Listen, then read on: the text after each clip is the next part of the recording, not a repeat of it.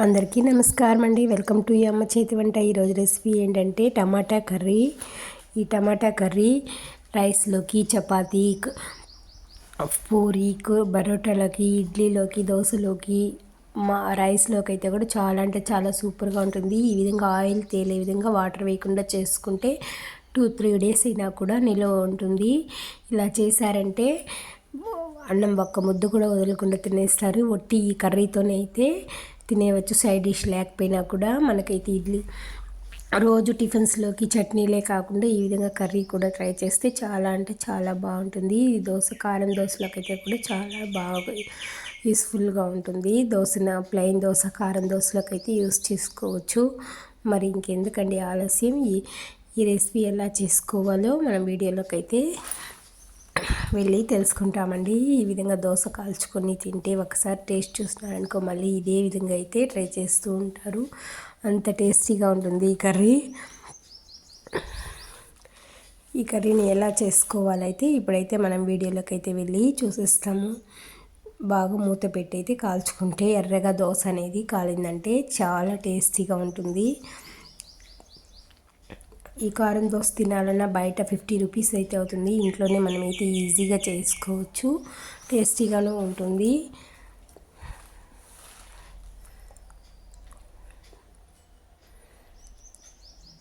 ఇప్పుడు ఈ కారం దోశ ఎలా చేసుకోవాలి అంటే నేనైతే ఇక్కడ దాదాపు ఒక 1/2 కేజీ కంటే కొంచెం తక్కువే తీసుకున్నాను. పెద్ద ఆనియన్లు అయితే 2 ముక్కలుగా అయితే కట్ చేసుకున్నాను.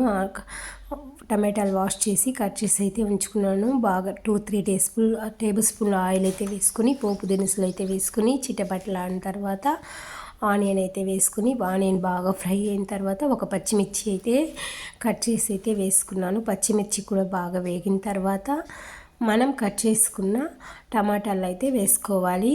దాంట్లోనే ఒక 1/4 టీ స్పూన్ పసుపు, 1/2 టీ స్పూన్ ధనియాల పొడి, 1 టీ స్పూన్ కారపొడి, తగినంత సాల్ట్ అయితే వేసుకొని టమాటాలని బాగా మరిగించుకోవాలి. మూత పెట్టి మరిగిస్తే 5 నిమిషాలు ఉడికిస్తే టమాటాలు అనేవి బాగా మరిగిపోతాయి.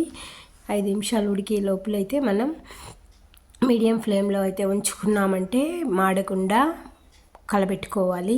లేక ఎక్కువసేపు హై ఫ్లేమ్లో పెట్టి ఉడికిస్తే కింద మాడే అడుగట్టిపోయే ఛాన్స్ ఉంది. కాబట్టి కింద మాడకుండా మీడియం ఫ్లేమ్లో పెట్టి అయితే టమాటాలు అయితే ఉడికించుకోవాలి. ఇప్పుడు తీసి చూస్తే టమాటాలు అంతా బాగా స్మాష్ అయిపోయింటాయి. మనం గట్టితో తట్టినామంటే టమాటాలు అంతా బాగా నలిగిపోతాయి.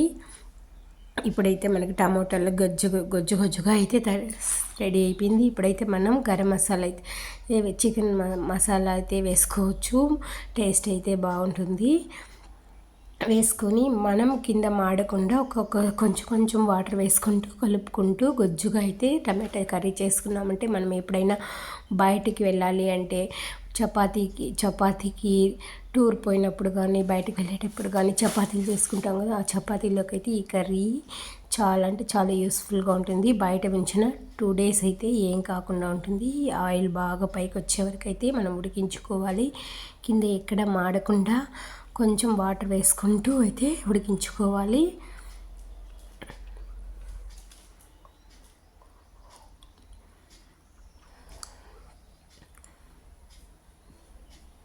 ఇప్పుడైతే బాగా ఆయిల్ పైకి తేలే వరకు అయితే మూత పెట్టి అయితే ఉడికించుకున్నామంటే ఒక 3 మినిట్స్ అయితే ఉడికిందంటే చూస్తే బాగా ఆయిల్ పైకి తేలిపోతుంది.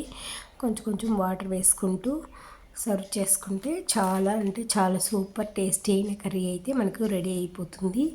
ఈ కర్రీని 4 మెంబర్స్ వరకు అయితే తినచ్చు. ఇది ఇడ్లీ, బోండా, వడ,